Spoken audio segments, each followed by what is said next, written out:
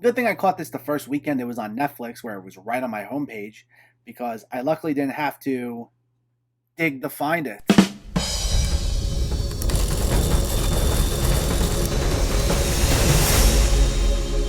What's going on, everybody? Welcome back to my channel. Today we're talking about a brand new Netflix film, The Dig. Let me know in the comments what your thoughts on this movie were, if you already saw it, if you were excited for it, if you weren't planning on seeing it. Let me know so we can discuss. Also, make sure to hit that thumbs up button if you like these reviews, as it helps me out immensely by getting my channel out there and growing the community. And if you are new here, I hope you consider hitting that subscribe button so you can stay up to date with reviews of new releases, older films, hidden gems, and so much more on a near daily basis. But let's not waste any more time and let's talk about The Dig. This stars Ralph Fiennes as Basil Brown, an archaeologist employed by Edith Pretty, played by Carey Mulligan, as he embarks on the historically important excavation of the Sutton Hoo in 1939, which soon becomes a matter of national attention. This is directed by Simon Stone, and this is his second feature film after 2015's The Daughter, and it's written by Moira Buffini. It's based on the novel of the same name, which is a dramatization of the actual excavation, and the book notably took some creative licensing with what actually happened.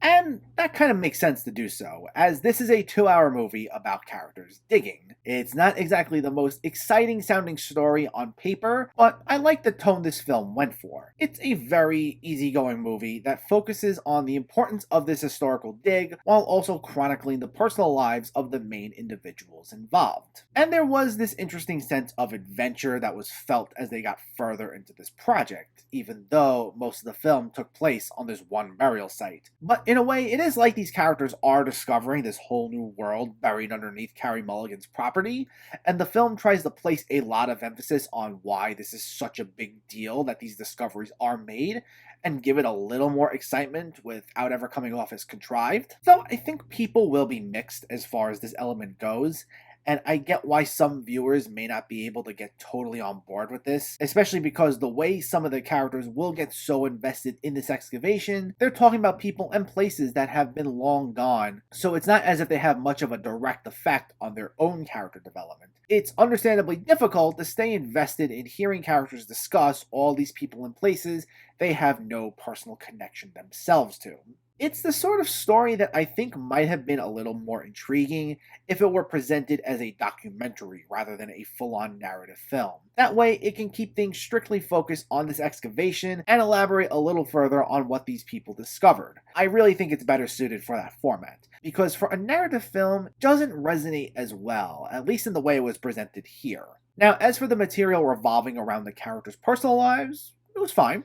I'd say a lot of it is anchored by the performances more than anything, because I thought Carey Mulligan, who's coming off one of her best performances ever in Promising Young Woman, was great here, though this is a totally different change of pace for her from that film, because here she's a lot more reserved. We see that she's struggling with health issues that are draining her as she's caught in this battle of who's calling the shots on this dig as more people get involved, though I found her performance to be very captivating. And Ralph Fiennes also does a great job, and he has arguably even more to do, as he's even more involved with this battle of control. The operation started off with just his crew, but then you have this Cambridge archaeologist named Charles Phillips, played by Ken Stott, who comes in and tries barking orders and kicking him off the project. And all while this is going on, we see how more and more obsessive Fiennes gets with the project. It's to the point that he doesn't even open letters from his wife, who at one point comes to visit him, much to his surprise, because he didn't even read the letter in which she said she was coming to visit. So we attempt to see him have some sort of balance, and he had probably one of the more intriguing arcs in the film. But what also happens is, as the dig gets more attention, more characters get involved, including an archaeologist named Peggy, played by Lily James, as well as Edith's cousin Rory, played by Johnny Flynn. And they both did fine as well, though I took an issue with how their story was handled, as they don't get introduced till about halfway through, and the focus shifts heavily for a period of time from Fiennes and Mulligan to them, and it felt like it just disrupted the film's pacing, considering we spent so much time with Fiennes and Mulligan. Not that they go away completely by any means, but it's just the film had one flow going for it, and then it does this about face an hour in for a story that's already not the most captivating, and because of the way it just pivots, it felt a bit unfocused to me. Now, It wasn't bad, which is mainly due to James and Flynn's performances, but at times it felt like the film was so easygoing that it would just wander off when it would follow characters around, and for certain stretches it was difficult to stay interested.